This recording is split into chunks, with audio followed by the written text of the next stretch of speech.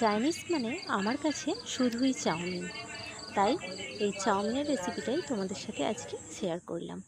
এখানে আমি কড়াইতে জল, কিছুটা পরিমাণ সাদা তেল আর নুন দিয়ে চাউমিনটাকে ভালো করে সেদ্ধ করে নেব।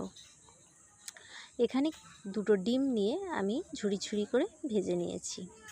তোমরা চাইলে বেশিও নিতে পারো, কমও নিতে পারো। এখানে আমি কিছুটা ক্যাপসিকাম আর পেঁয়াজটাকে হালকা করে ভেজে নেব। এই দুটো খুব একটা ভাজার দরকার পড়ে না। কিছুটা বাঁধাকপি নিয়েছি, নিয়ে তার সাথেই নাড়িয়ে চাড়িয়ে ভেজে নিচ্ছি।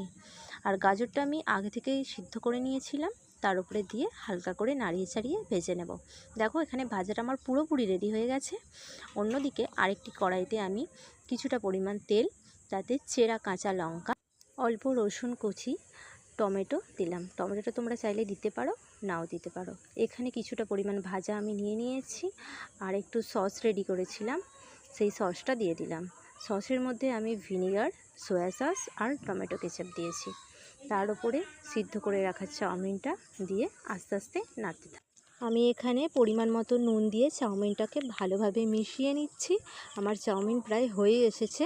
তোমরাই দেখো ফাইনাল লুক কেমন হয়েছে অবশ্যই বলো। ভালো লাগলে লাইক, কমেন্ট, সাবস্ক্রাইব করে দিও। টাটা।